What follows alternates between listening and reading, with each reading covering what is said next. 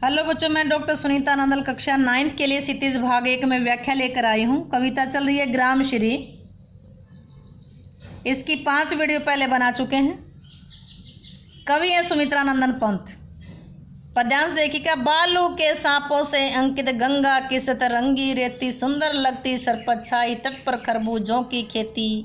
अंगुली की कंघी से बुगले कलगी संवारते हैं कोई, तिरते जल में सुरखा पक्षी का नाम है पुलिन पर मगरोठी रहती है सोई। फिर देखिएगा।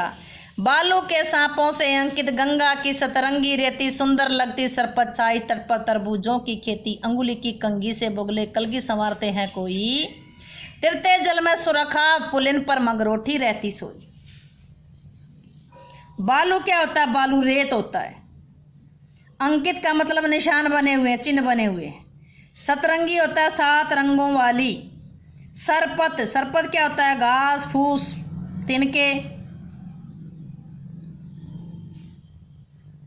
तरबूजों की खेती, तरबूज फल है।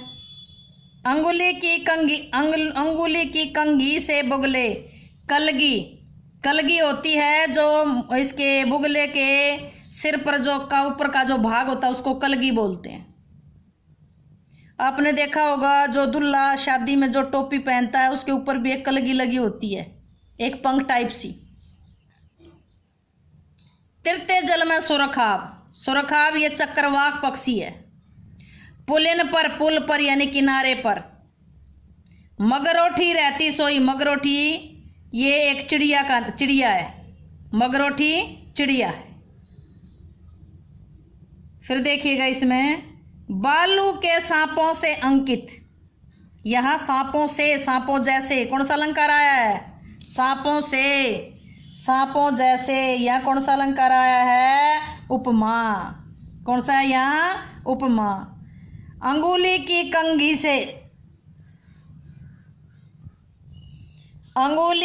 कंघी से बुगले, यहां कौन सा अलंकार आया है? रूपक अलंकार आया है। तट पर तरबूजों की खेती, तट पर तरबूजों की खेती, यहां अनुप्रास अलंकार आया। कौन सा अलंकार आया? यहां पर अनुप्रास अलंकार आया है। बालू के सांपों से अंकित, इसमें कौन सा है? उपमा। अंगुली की कंघी से कौन सा है? इसमें रूपक। तट पर तरबूजों की खेती, इसमें कौन सा आया है? अनुप्रास। व्याख्या देखिएगा। बालू के सांपों से अंकित गंगा की सतरंगी रेती। गंगा के किनारे का वर्णन करते हुए कवि कहते हैं, गंगा के किनारे बिछी हुई सतरंगी रेत। गंगा के किनारे सतरंगी रेती कैसे लगती है? जैसे हवा के कारण सांपों की लहर सी नहीं बन जाती, इस तरह उसमें भी यहाँ ऊंचा है या नीचा है, यूं लहर बन जाती है रेत पर। गंगा के किनारे सतरंगी रेत हवा चलने से ऐसे लगती है। बालू का मतलब बालू रेत। गंगा के किनारे सतरंगी रेत ऐसे लगती है जैसे हवा के कारण बनी हुई सांपों की लहर हो, सांपों के समान लगती है। गंगा के किनारे सतरंगी रेत हवा के कारण बनी हुई लहरें सांपों जैसी लगती है। कैसी लगती है? सांपों के समान लगती हैं।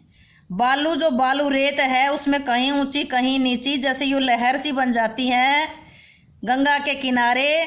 तो लहरें बनी हुई, लहरें किससे बनती हैं? हवा चलती है तो कहीं रेत ऊंचा और कहीं नीचा। हवा के कारण बालू की जो क्या बन गई? वो लहर, बालू रेत की लहरें बन गई। वो लहरें कैसे लगती है? जैसे सांप हो। गंगा के किनारे जो बालू रेत है, सतरंगी जो रेत है, वो हवा चलने के कारण बालू रेत की लहरें बन गई हैं और वो लहरें सांपों जैसी दिखाई देती हैं, सांपों जैसी लगती है। सुंदर लगती सरपत छाई। गंगा के किनारे उगी हुई जो घास फूस है, घास फूस और जो तिनके, सरपत है घास फूस और तिनके, वो कैसे लगते हैं? सुंदर लगते हैं। गंगा के किनारे छाए हुए घास फूस और तिनके सुंदर लगते हैं। गंगा के किनारे तट पर तरबूजों की खेती। गंगा के किनारे तरबूजों की खेती उगाई गई हो रही है, तरबूजों की फसल उगाई गई है। गंगा के किनारे तरबूजों की फसल उगाई गई है। अंगुली की कंघी से बुगले कलगी संवारते हैं कोई। अपने पांव के पंजे से, अंगुली का मतलब जैसे अपनी उंगली की कंघी बना करके, तो बुगले के हाथ नहीं होते, हाँ, या पैरों की उंगली का जिक्र है यहाँ। अपने पांव के पंजे से सिर की कलगी संवारते हुए बगुले कैसे लगते हैं? बहुत सुंदर लगते हैं। कलगी संवारते हैं कोई, बुगले क्या संवार रहे हैं? अपनी कलगी संवार के मतलब यहाँ जैसे कंघे से बाल बनाना है, तो इसी तरह जो बुगले किससे कर रहे हैं? अपने पाँव के पंजों की कंघी से, अपने पाँव के पंजों की कंघी से जैसे बुगले कलगी संवार रहे हो। तिरते जल में सुरखाब, चक्रवाक जो पक्षी है वो गंगा के जल में, गंगा के पानी में तैर रहे हैं। पुलिन पर और गंगा के किनारे मगरोठी जो चिड़िया है वो सोई रहती है। सुरखाब पक्षी है जो चक्रवाक पक्षी है वो गंगा के पानी में तैरते हैं और गंगा के किनारे पर मगरोठी सोई रहती है। फिर देखिएगा गंगा के किनारे बालू रेत की, रंग बिरंगे बालू रेत की सतरंगा रेत कैसा लगता है? जैसे हवा चलने से बालू के रेत की लहरें बन गई और वो लहरें सांपों जैसी दिखाई दे रही।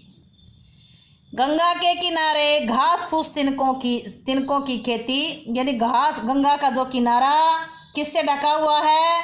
घास फूस और तिनकों से ढका हुआ, सुंदर लगता है। उसके किनारे पर लोग तरबूजों की खेती करते हैं। बुगला अपने पाँव के पंजों से, बुगला अपने पंजों से जैसे कलगी संवार रहा हो। गंगा के पानी में चक्रवाक पक्षी तैर रहा है और गंगा के किनारे पर मगरोठी सोई रहती है। भाषा सरल सरस खड़ी बोली है, तत्सम तद्भव शब्दों का प्रयोग किया गया है। शैली चित्रात्मक होने के साथ साथ भावात्मक भी है, भावपूर्ण शैली भी है।